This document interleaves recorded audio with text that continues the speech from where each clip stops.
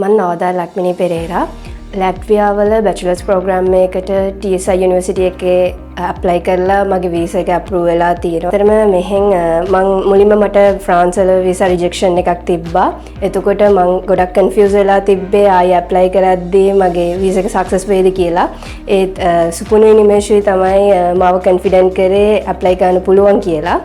එතනදී ඒගොල්ලන්ගේ සර්විස් එක ඇත්තටම ගොඩක් හොඳයි. ඒගොල්ලන් රෙස්පොන්සිබිලිටි එක අරගෙන මගේ වීසා එක සක්සස් කරගන්න හෙල්ප් කරා.